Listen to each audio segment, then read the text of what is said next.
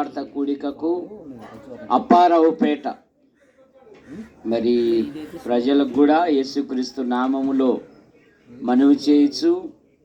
ఈ జ్ఞాపకార్థ కూడిక జరిగించుటకై కర్నూలు జిల్లా నుండి వచ్చిన తెప్పలి విజయ్ కుమార్ గారు వేదికపైకి రావాల్సిందిగా మనవి చేయించున్నాము. రేపల నుండి వచ్చిన ఎన్ఎం జోసఫ్ గారు కూడా మరి వేదికపైకి రావాలి. తెనాలి నుండి వచ్చిన మరి శిలవదాసు గారు కూడా వేదికపైకి రావాల్సిందిగా మనవి చేయొచ్చు. అలాగే వాడాల రాజు అరుణ్ కుమార్ కూడా మన మధ్యలో ఉన్నారు. మరి వారిప్పుడు పాటలు పాడతారు. ప్రారంభ ప్రార్థన చేసుకుందాం. ప్రార్థన. ప్రేమించిన మా తండ్రి, మీ నామాన్ని బట్టి మీకు స్తోత్రములు చెల్లిస్తున్నాం. వృద్ధులు, పెద్దలు, చిన్నం కామేశ్వరమ్మ గారు భూమి మీద తన సేవను చేసి తన కుటుంబం వారికి సేవ చేసి మీ వద్దకు చేర్చబడింది. నీతిమంతులను జ్ఞాపకం చేసుకొనుట ఆశీర్వాదం కనుక ఈ జ్ఞాపకార్థ కూడికలో ఆది అంతం అధ్యక్షత వహించి మీరు మహిమ పొందండి. దేవ, ఈ కూడికలో పాటల ద్వారా, వాక్యము ద్వారా మీరు మహిమ పొందండి. అనేకులు నడిపించండి. ఏ విధమైన తొందరలు ఏర్పడకుండా మీరు అధ్యక్షత వహించి నడిపించమని యేసు ప్రభు నామములో ప్రార్థిస్తూ ప్రారంభం చేయుచున్నాం తండ్రి, ఆమేన్.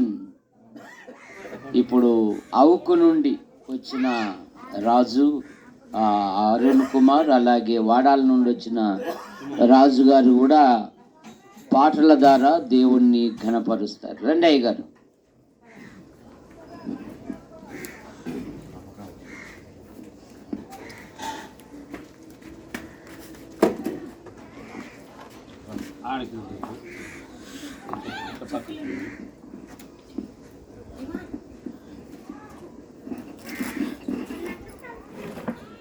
సహోదరులరా, చిన్నమద గీతావళి నుంచి 241వ కీర్తన స్తుతి కీర్తనగా మనము ప్రారంభం చేసుకుందాం.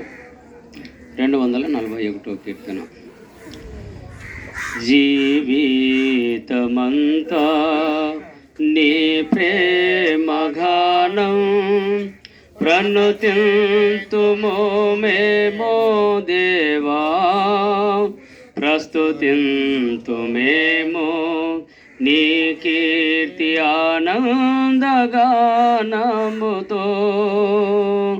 జీవితమంతా నీ ప్రేమగానం ప్రణుతింతుమో మేమో దేవా, ప్రస్తుతింతుమేమో కీర్తి ఆనందగానముతో. సర్వ సమయములలో జీవితమంతా నీ ప్రేమగానం ప్రణుతింతుమో మేము దేవా, ప్రచురింతుమేమో నీ కీర్తిన్ ఆనందగానంబుతో. సర్వ సమయములలో నీ స్తుతిగానం, ఎల్లా వేళలయందు నీ నామ ధ్యానం. సర్వ సమయములలో నీ స్తుతిగానం, ఎల్లా వేళలయందు నీ నామ ధ్యానం. మాకదియే మేలు ఈ జీవితమున, మాకదియే మేలు ఈ జీవితమున. స్తుతింతు నా రక్షక, స్తుతింతు నా రక్షక. జీవితమంతా నీ ప్రేమగానం ప్రణుతింతుము మేము దేవా, ప్రచురింతుమేము నీ కీర్తిన్ ఆనందగానంబుతో. నంతటిని నీ మాట చేత సృజించితివిగా మా దేవా సృష్టినంతటిని నీ మాట చేత సృజించితివిగా మా దేవా నీ ఘనమగు మహిమా వర్ణింపతరమా నీ ఘనమగు మహిమా వర్ణింపతరమా స్తుతింతు నా రక్షకా స్తుతింతు నా రక్షకా జీవితమంతా నీ ప్రేమగానం ప్రణుతింతుము మేము దేవా ప్రచురింతు మేము నీ కీర్తిన్ ఆనందగానంబుతో కలుషాత్ములమైన మా కొరకు నీ విలువైన ప్రాణంబునర్పించితివిగా కలుషాత్ములమైన మా కొరకు నీ విలువైన ప్రాణంబునర్పించితివిగా కల్వారి గిరిపై చూపిన ప్రేమ కల్వారి గిరిపై చూపిన ప్రేమ స్తుతింతు నా రక్షకా స్తుతింతు నా రక్షకా జీవితమంతా నీ ప్రేమగానం ప్రణుతింతుము మేము దేవా ప్రచురింతు మేము నీ కీర్తిన్ ఆనందగానంబుతో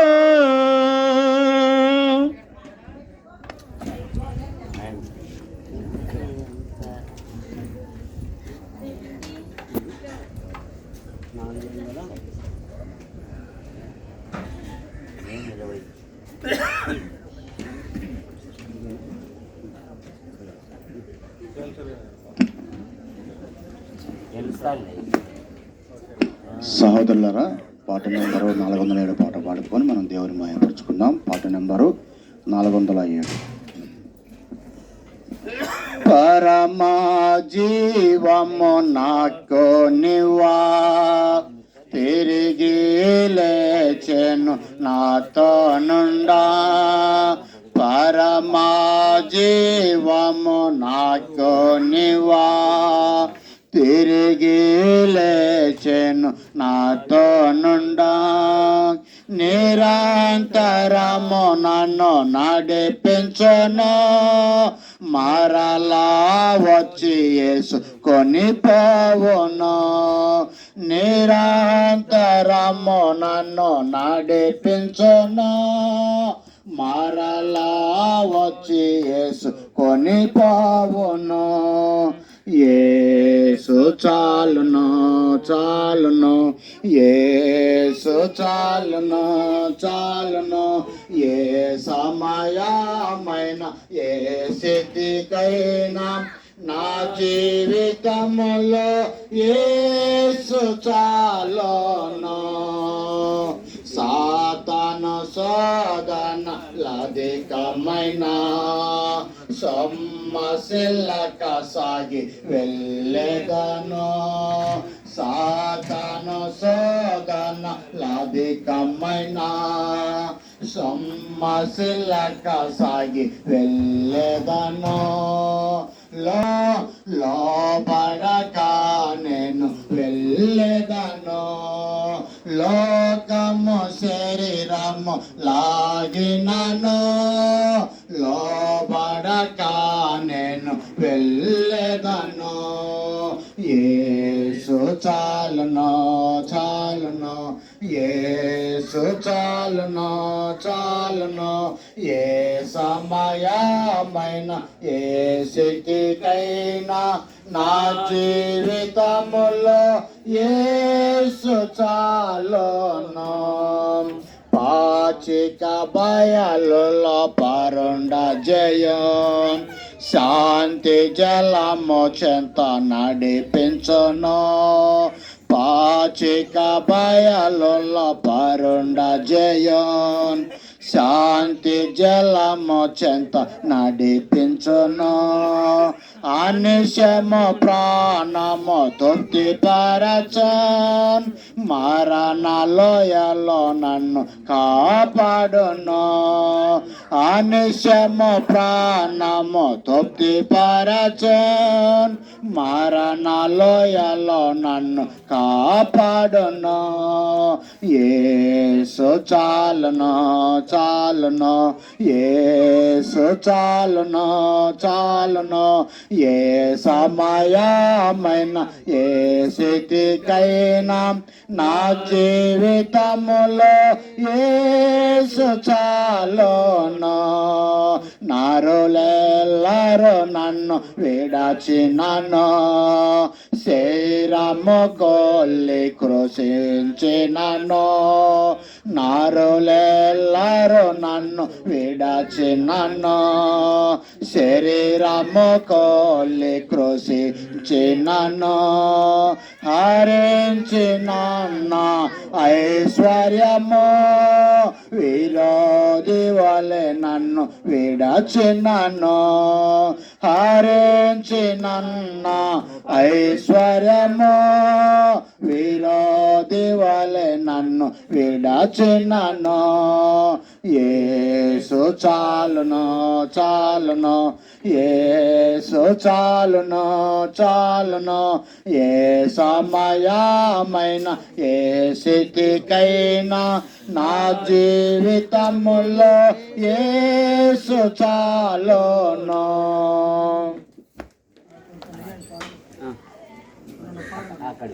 మొదలారా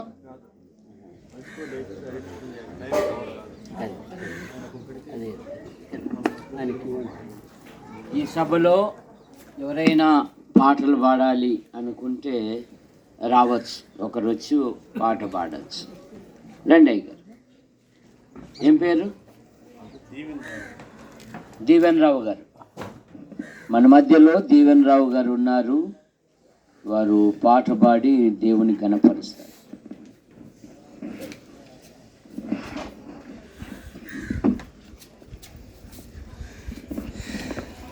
దేవునికి స్తోత్రం.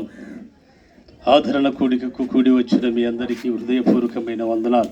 హల్లెలూయా. వందనమయ యేసయ్య అన్న పాటను పాడుకుని దేవుణ్ణి మహిమపరచుదాం. వందనం యేసయ్యా వనన కల్దని పరిశుద్ధుడా వందనం యేసయ్యా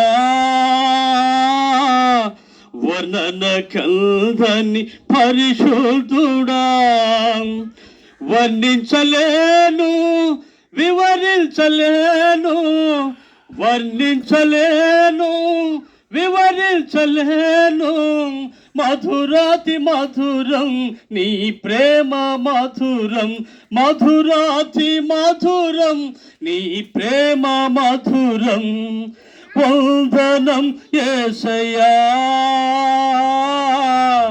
వర్ణన కల్దని పరిశుద్ధుడా పరము నుండి పోయబడిన పరిమళ తైలముగా దిగి వచ్చినావు పరము నుండి పోయబడిన పరిమళ తైలముగా దిగి వచ్చినావు వింతైన ప్రేమను నాపై చూపి పరిమళ వాసనగా నన్ను మార్చుచున్నావు వింతైన ప్రేమను నాపై చూపి పరిమళ వాసనగా నన్ను మార్చుచున్నావు వందనం యేసయ్యా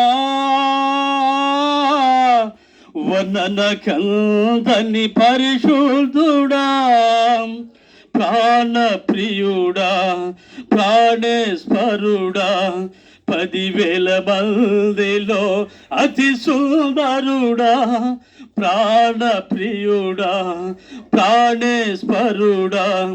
10,000 మందిలో అతి సుందరుడా, శ్రేష్ఠ ఫలములు ఫలించుచు కాంక్షతో నేను కనిపెట్టుచున్నాను.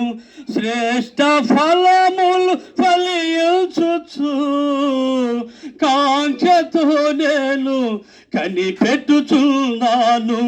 వందనం యేసయ్యా,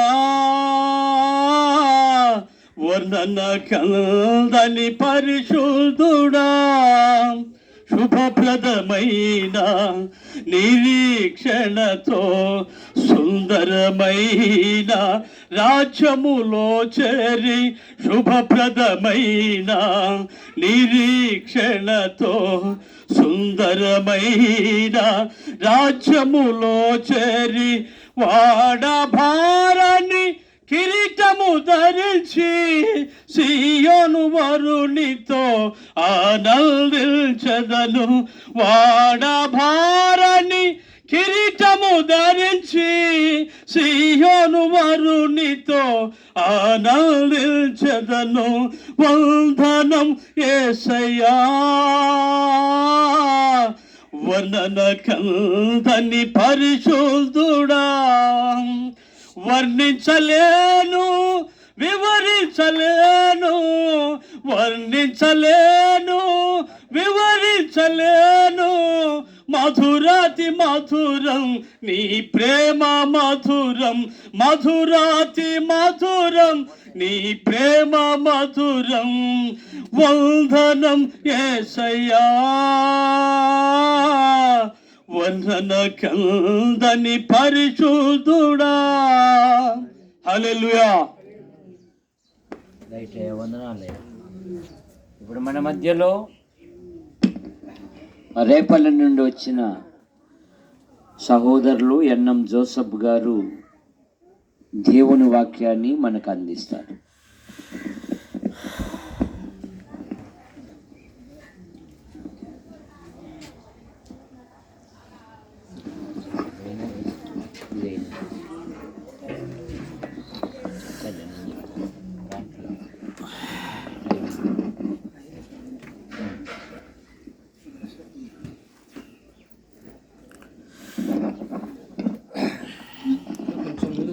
ప్రియులారా, మనమందరము చంద్రం కామేశ్వరమ్మ గారి ఆదరణ కూడికకు వచ్చి ఉన్నాము. తరువాత ఒక సమయాన మనకు కాదు కానీ మిగిలి ఉన్న మన వారికి మన ఆదరణ కూడిక జరుగును.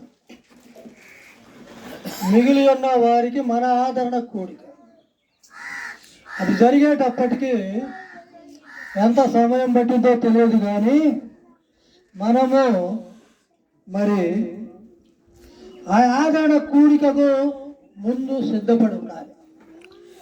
యోబు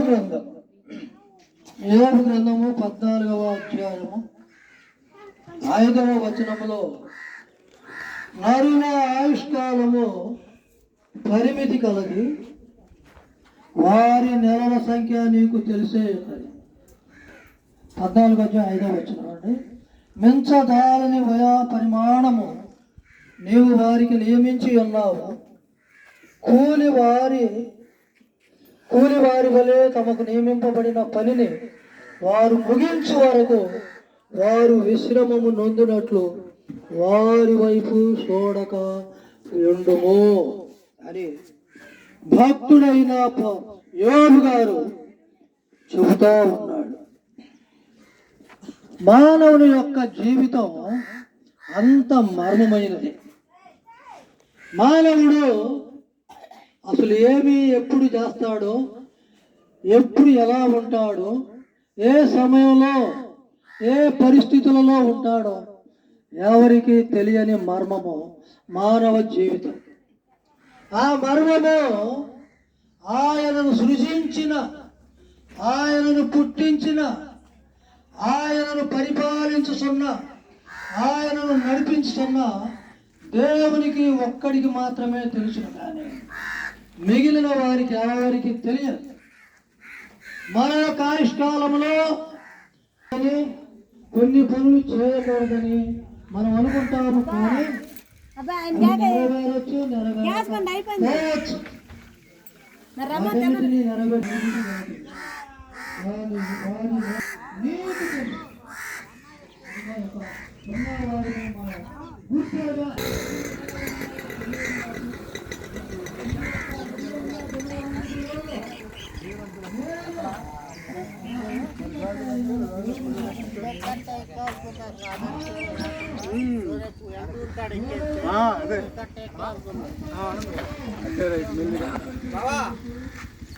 హాయ్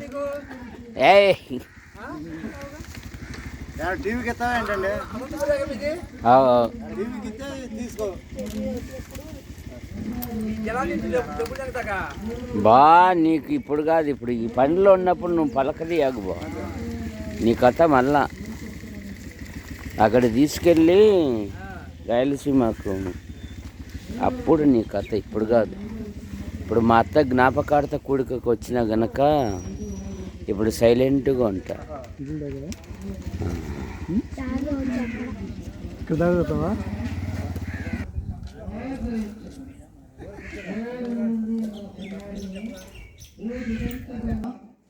వాడి వశము చేసుకున్నాడు.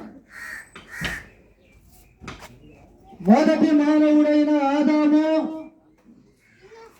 తన యొక్క అవిధేయత వలన తనకిచ్చినటువంటి అధికారమును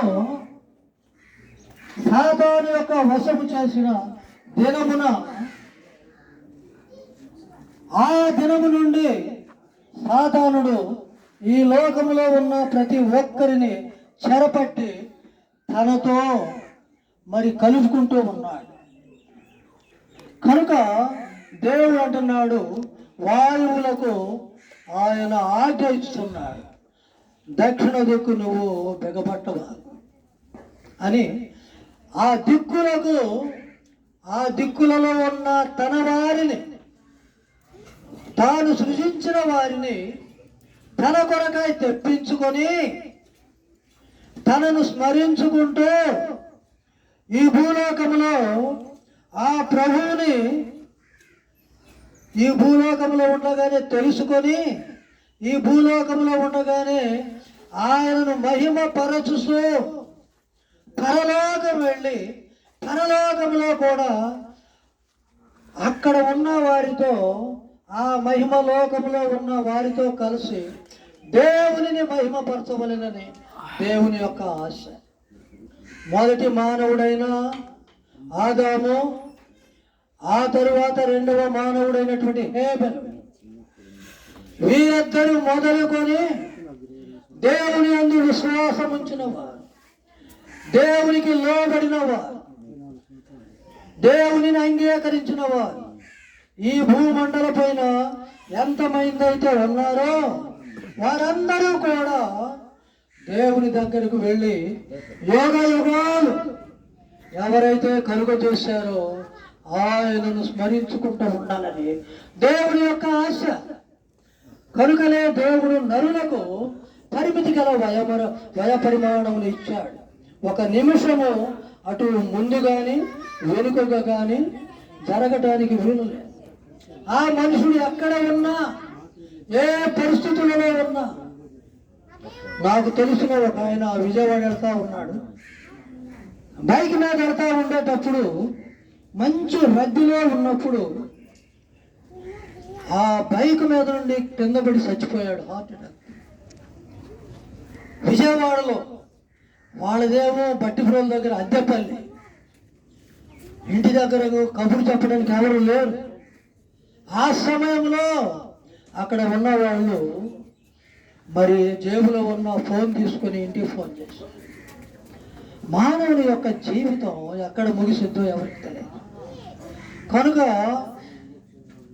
యోబు గారు చెప్పినట్లుగా మనుషుల యొక్క వయ పరిమాణము ఎంత ఉన్నదో, ఎంత జరిగినదో వారు తెలుసుకునుట చాలా మంచిది. చూడండి, మరి యెషయా కీర్తనలలో 102వ కీర్తన 23వ వచనం. నేను ప్రయాణము చేస్తుండగా ఆయన నా బలము కృంగజేసెను, నా దినములు కొద్దిపరచను. నేనేలాగు మనవి చేసి తిని, నా దేవా నా దినముల మధ్యను నన్ను కొంచుపోకుము. చూసారా ఏమని ప్రార్థన చేస్తున్నాడు ఆయన? ఆయుష్కాలంలో మంచి వయసులో ఉన్నాడు, పిల్లలు భార్య ఆయన బిడ్డలతో కూడా సంతోషిస్తూ ఉన్నాడు. హఠాత్తుగా జరగరానిది జరిగినది. అప్పుడు ఆయన ఏమని ప్రార్థన చేస్తున్నాడు? దేవా నా దినముల మధ్యన నన్ను తీసుకోబాగు. నన్ను తీసుకుంటే నా భార్య బిడ్డలు ఏమైపోతారు, నా బంధువులు ఏమైపోతారు అని ఆయన ప్రార్థన చేస్తా ఉన్నాడు. చూడండి, ఆ ప్రార్థన దేవుడు ఆలకించడానికి ఒప్పుకోడు. ఆయన ఇష్టం, దేవుని యొక్క ఇష్టం. దేవుడు ఎప్పుడు ఎవరిని తీసుకుంటాడో ఆయన ఇష్టం అన్నమాట.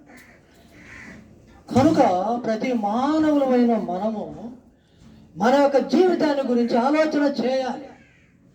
నేను పాపినే, అవునా కాదా? కొంతమందిని అడిగితే, నేను ప్రార్థనకి వెళ్ళినప్పుడు కొంతమందిని అడిగినప్పుడు వాళ్ళు ఏమంటారంటే, అబ్బే నేను పాపం ఏమి చేయలేదండి అని చెప్పి అంటూ ఉంటారు. నేను తప్పులేం చేయలేదండి అంటారు. ఒక ఆయన అయితే ఏం చెప్పాడంటే, పాస్టర్ గారు నువ్వు ఎన్నైనా చెప్పు, నేనేం తప్పు చేయలేదు. నేను అక్కడ నడిచి వెళ్తుంటే ఆ యొక్క సేవలు దారి ఆడుతుంటే వాటిని తప్పించిన అడుగు వేస్తాను. ఆ చేవలు అడ్డదడ్డగా ఉంటే ఆ చేవలు అటు ఇటు నడుస్తానండి. చేవకు కూడా అపకారము చేయనటువంటి జీవితం నాదని చెప్పాడు. ఆయన గురించి ఇంకొక ఆయన అడిగితే ఆయన పచ్చి అబద్ధాలని చెప్పాడు. మానవులు ఏం చేస్తారంటే వారి యొక్క తప్పిదాలను కప్పిపుచ్చుకోవటానికి చూస్తూ ఉంటారు. వాళ్ళే కాదు, మనం కూడా ఎన్నోసార్లు అట్లా ఉన్నాం. మనం పెద్ద మనుషులం కాదు, పరిశుద్ధులం కాదు, సత్యవంతులం కాదండి. యేసు ప్రభువుని నమ్ముకోక మునుపు మన జీవితం ఏంటి? పిల్లలమైనప్పుడు మన జీవితం ఏంటి? ప్రియులారా, ప్రతి ఒక్కరూ ఆలోచన చేయవలసింది ఏంటంటే, ఇదిగో ఈ యొక్క ప్రయాణం చేస్తుండగా ఆ దేవుడు బలమును కృంగజేస్తే ఆయన అంటున్నాడు, దేవా నా యొక్క దినముల మధ్యలో నన్ను తీసుకెళ్తాం. అయితే ఈరోజు మన యొక్క జీవితం ఎలా ఉంది? చూడండి, 71వ కీర్తనలో 71వ కీర్తన 9వ వచనంలో కూడా చూడండి, ఒక ఆయన ఉన్నాడు. ఆయన ఏమంటున్నాడంటే, చూడండి, వృద్ధాప్యమందు నన్ను విడనాడుకును, నా బలము క్షీణించినప్పుడు అయ్యా నన్ను విడవ. చూసారు ఈయన ప్రార్థన ఎట్లా ఉందా? నేను వృద్ధుడు అవుతాను, నా వృద్ధాప్యంలో నువ్వు నన్ను విడవబాకయ్యా. అయ్యా మరి నా యొక్క బలము క్షీణించినప్పుడు నేనేమి చేయలేక మంచాన పడతాను, అప్పుడు నన్ను విడిచిపెట్టబోతున్నావు. ఈ రాశి చూడండి ఎట్లా ఉందా? దేవుడంటే భయం లేదు, దేవుడంటే భక్తి లేదు. మరి దేవుడు ఇచ్చిన ఆయుష్కాలం అంటే భక్తి లేదు. యేసు ప్రభు అన్నాడు మత్తయి సువార్త 5వ అధ్యాయంలో, ఆత్మ విషయమై దీనులైన వారు ధన్యులు. మానవుడికి దేవుడు ఆత్మ, శరీరము, ప్రాణము 3 ఇచ్చాడు. 3 పదార్థాలతో కలిపి చేసిన వాడే మానవుడు. జంతువులకు, పక్షులకు, జలచరాలకు మరి ఏముంటుందంటే శరీరము, ప్రాణమే ఉంటుంది. ఈ యొక్క ఆత్మ దేవుడు మానవునికి ప్రత్యేకంగా దయచేసినది. మానవుని సృజించి మానవుని యొక్క నాసికారంధ్రములలో దేవుడు జీవవాయువును వదగా ఆ యొక్క మట్టి బొమ్మ చలించు జీవాత్మ అయిపోయాడు. కనుకనే మానవుడు 3 పదార్థములతో కలిసి జీవిస్తా ఉన్నాడు. కనుక ఈ ఆత్మకు నశింపు ఉండదు, ఈ ఆత్మకు చనిపోవటం ఉండదు. మట్టిలో కలిసిపోయింది. ఇదిగో ప్రాణం అంటే రక్తమేనండి, ప్రాణం అంటే రక్తమే. ఆ రక్తం పోతే మానవుడు బ్రతకడు. ఈ ఆత్మ ఏం చేస్తుందంటే దేవుడు దయచేసినాడు కనుక మరలా ఈ ఆత్మ దేవుని దగ్గరికి వెళ్ళాలి. యేసు ప్రభువుని నమ్ముకోకపోని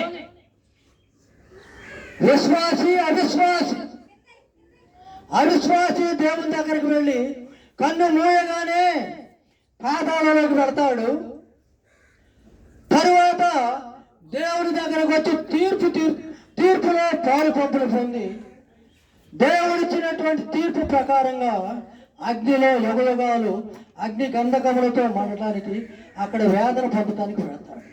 అతనికి 3 దినములు వాడేవి, 3 దినాలు మానవుడికి.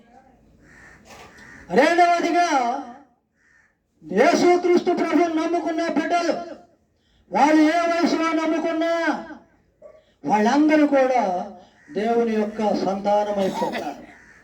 వారికి తీర్పు ఉండదు. కానీ యేసు ప్రభు ఆకాశంలోనికి వచ్చినప్పుడు వారు జీవించిన జీవిత కాలమును బట్టి, వారు చేసిన క్రియలను బట్టి, ఇప్పుడు మన అమ్మగారు ఉన్నారు, చిన్న కామేశ్వరమ్మ గారు, ఆమె మొన్న శరీరం ఆమె మరి మనం పాతి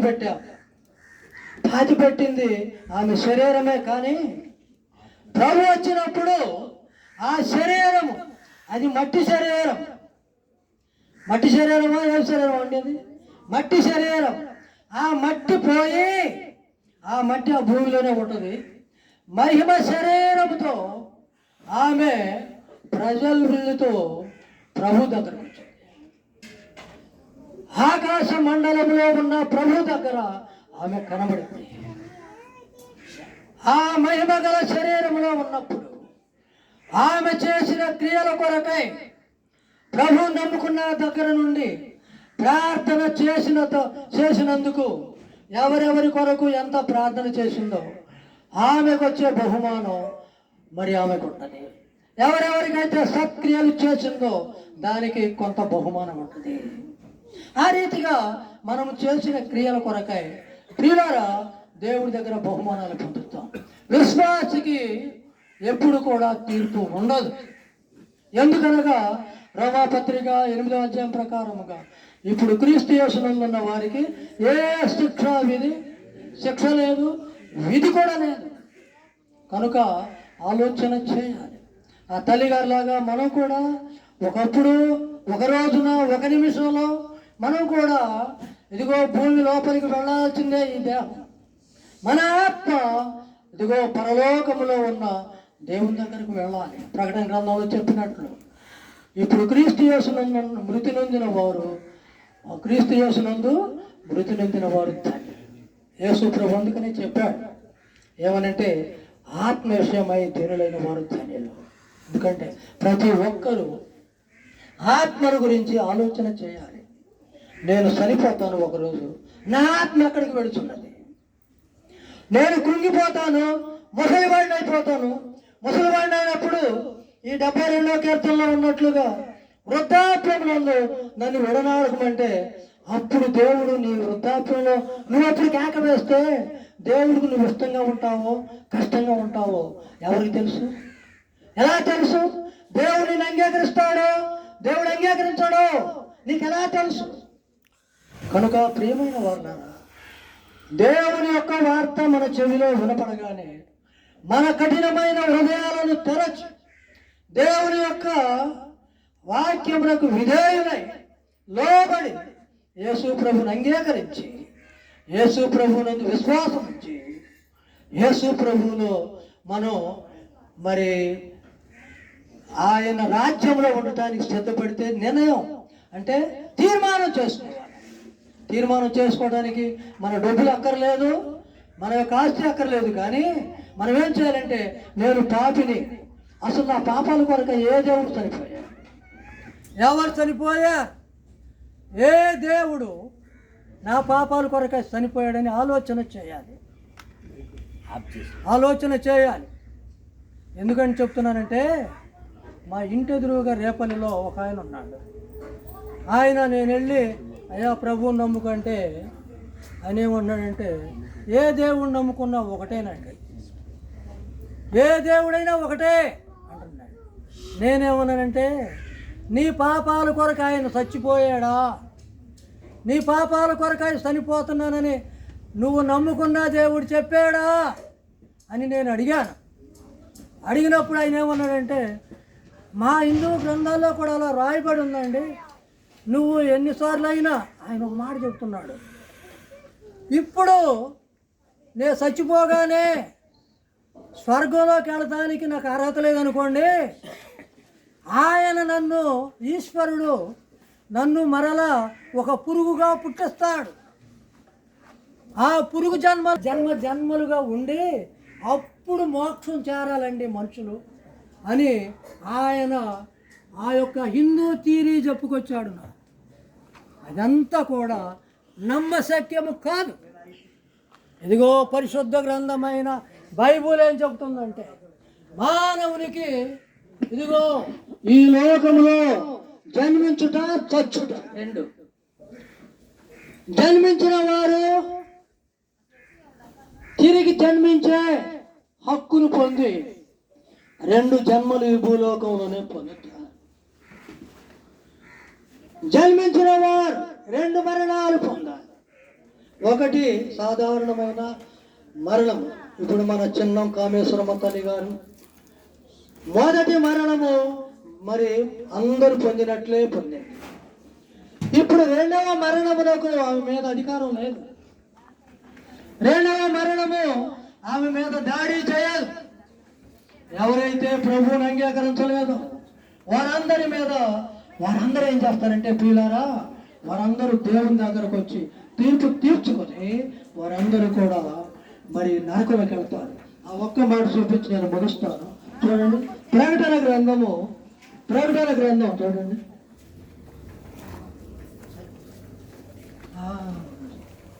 ప్రకటన గ్రంథం నేను చెప్తాను. ప్రకటన గ్రంథము 20వ అధ్యాయము చూడండి. మీరు తర్వాత ఇంటికి వెళ్ళిన తర్వాత చూడండి ఏంటంటే చదువుకోండి. ఇదంతా 13వ వచనం నుంచి చదువుతున్నాను. సముద్రము తనలో ఉన్న మృతులను అప్పగించను, మరణము పాతాళ లోకము వాటి వశమును మృతుల లోకమును అప్పగించను. వారిలో ప్రతి వాడును తన క్రియల చొప్పున తీర్పు పొందెను. మరణమును మృతుల లోకమును అగ్నిగుండములో పడవేయబడెను. ఈ అగ్నిగుండము 2వ మరణము.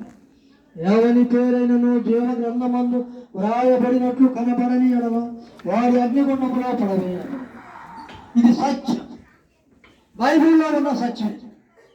ఎవరైతే యేసు ప్రభువా నేను పాపిని, నా పాపాలు క్షమించు, నీవు నా కొరకై నీ యొక్క యవన రక్తాన్ని కార్చి ప్రాణం పెట్టావు, నా కొరకై నీవు మరణించి తిరిగి లేచావు, నా కొరకై తిరిగి రాబోతున్నావు, నేను పాపిని, నా పాపం నేను క్షమించమని ఎవరైతే హృదయ పూర్తిగా అడుగుతారో, విరిగి నలిగిన హృదయంతో అడుగుతారో, వారిని దేవుడు క్షమించి వారికి ఒక ముద్ర వేస్తాడు. ఎఫెసీ పత్రిక 1:13 ప్రకారముగా ఆ ముద్ర పొంది వారి లోకంలో జీవించి మన కామేశ్వరమ్మ తల్లి గారు నిద్రించినట్లుగా మనం నిద్రించినప్పుడు మనకి ఒక అధికారం పరలోకం ఉంటుందండి. ఇక్కడ చూడండి, ఇక్కడ ఏముందంటే, మరణమును సముద్రము తనలో ఉన్న మృతులను అప్పగించింది, పాతాళ లోకము వాటిలో ఉన్నవారిని అప్పగించింది. చూడండి, సముద్రంలో చచ్చిపోయిన వాళ్ళు దేవుని దగ్గరకు వచ్చారు. బ్రతకటం ఇష్టం లేక చచ్చిపోయిన వాళ్ళందరూ కూడా మృతుల లోకంలో ఉండి ఆ ధవళమైన సింహాసనం దగ్గరకు వచ్చి తీర్పు పొందారండి. అది మహాధవళమైన సింహాసనం. అక్కడ ఎవరైతే ప్రభువుని అంగీకరించకుండా ఉంటారో వారికి మాత్రమే తీర్పు.